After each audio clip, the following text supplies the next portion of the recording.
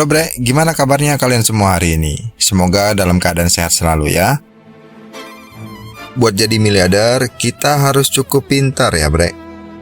Tapi nyatanya pintar nyari duit itu nggak selalu kita bakal pintar buat ngabisinnya juga. Dan salah satu cara buat ngabisin duit yaitu dengan beli kantong sampah branded sampai ke kapal Titanic. Kalian nggak akan percaya untuk hal-hal aneh atau yang nggak berguna tentang gimana caranya para sultan ini berusaha untuk ngabisin duit mereka.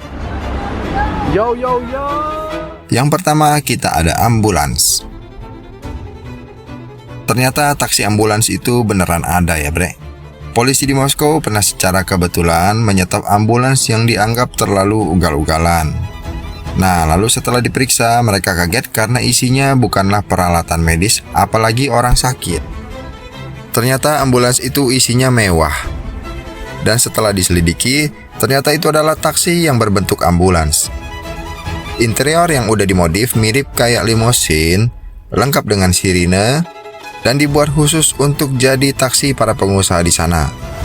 Menurut survei tahun 2019 oleh perusahaan Belanda, rata-rata pengemudi Moskow menghabiskan 210 jam setahun untuk nungguin yang namanya macet. Nah, kalau dihitung itu hampir 9 hari. Jadi para pengusaha ini menyewa taksi ini dengan harga $150 per jam atau sekitar 2.200.000 per jam untuk perjalanan mereka ke kantor atau ke meeting. Selanjutnya lagi ada Titanic 2.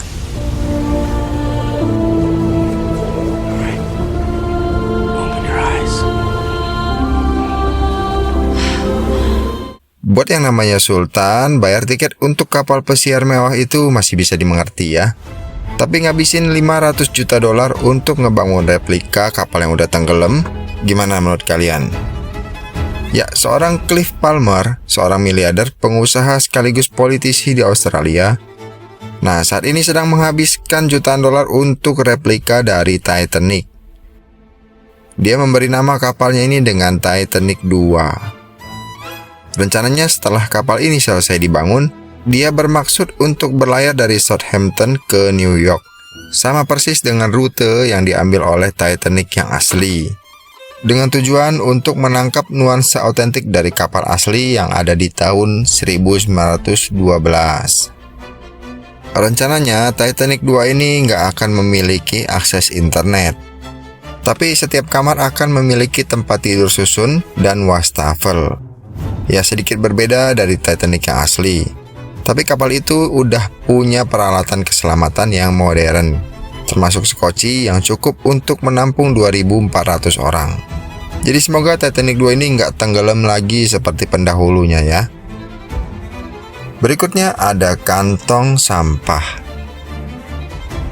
Pernah gak ngebayangin kalian itu sultan banget sampai mampu buang duit untuk sekedar kantong sampah kalian?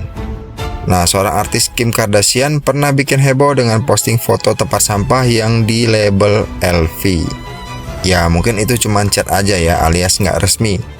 Tapi dia bukan satu-satunya orang yang buang duit buat cuma tempat sampah. Jadi sebenarnya memang ada nih, tas LV yang bentuknya emang didesain mirip dengan kantong sampah.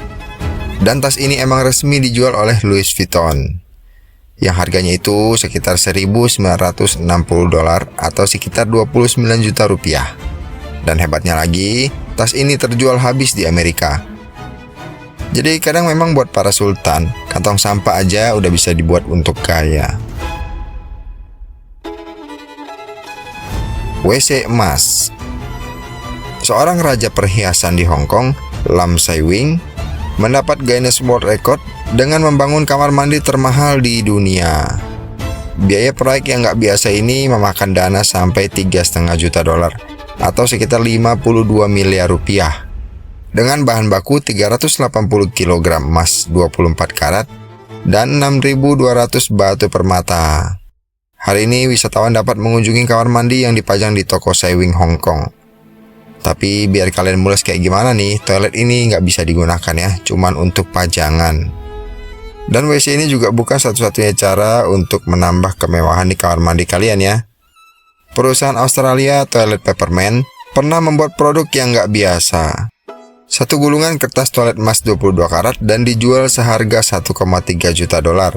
Dan itu laku sampai terjual habis. Yang mungkin artinya ada miliarder yang cebok pakai tisu emas.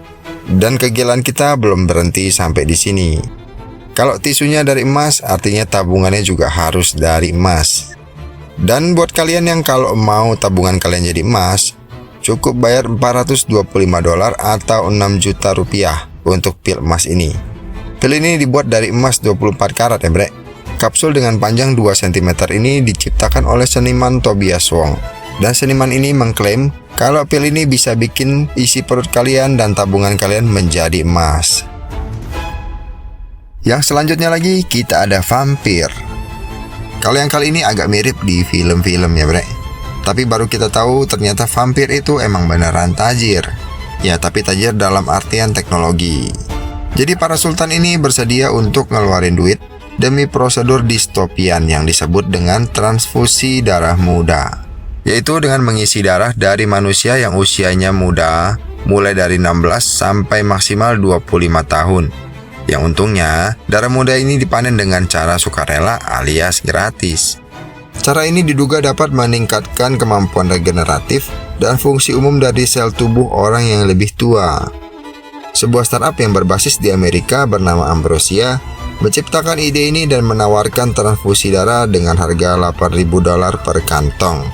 Lalu seorang miliarder PayPal menjadi berita utama karena dia menyatakan minatnya untuk mencoba karya Ambrosia ini. Tapi praktek ini telah menerima banyak kritik dan telah banyak diberi label sebagai pseudoscience.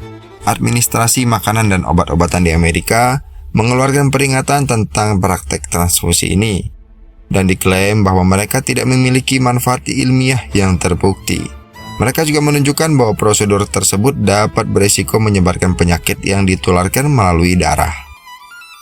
Lanjut lagi kita ada cloning. Pernah tahu gak kalau ternyata sultan penyayang binatang itu udah menemukan cara untuk menjaga hewan peliharaan mereka tetap hidup selamanya. Yang jelas, mau gimana sultannya juga belum ada ya yang bisa namanya ngalahin kematian. Tapi mereka siap ngabisin uang banyak untuk replika identik secara genetik dari hewan kesayangan mereka nih, dengan alih siap-siap untuk menggantikan hewan kesayangan mereka ketika mati. Para ilmuwan telah berhasil mengkloning mamalia sejak tahun 96. Ketika sekelompok ilmuwan di Edinburgh mengkloning seekor domba. Percobaan pertama yang berhasil, dan 9 tahun kemudian pada tahun 2005, seorang ilmuwan Korea Selatan mengkloning 2 anjing dengan sel-sel yang diambil dari telinga. Lalu pada tahun 2009, seorang pengusaha John Sperling membayar lab yang sama untuk mengkloning anjing pacarnya, yang akhirnya membuat cloning hewan peliharaan menjadi komersial. Sekarang ini ada perusahaan cloning di seluruh dunia yang bersedia meniru anabul kalian dengan biaya yang lumayan. Perusahaan yang berbasis di Amerika, Viagen, mematok harga 750 juta untuk mengkloning seekor anjing dan 500 juta untuk seekor kucing, serta 1,2 miliar untuk seekor kuda. Nah, gimana caranya?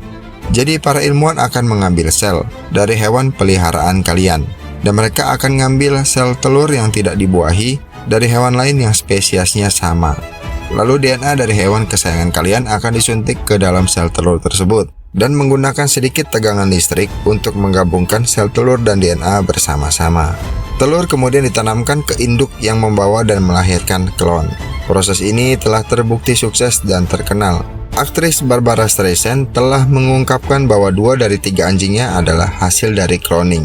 Dan seorang Simon Cowell telah mempublikasikan rencananya untuk mengkloning 3 ekor anjingnya. Tapi cloning hewan peliharaan ini ternyata ada sisi gelapnya ya bre.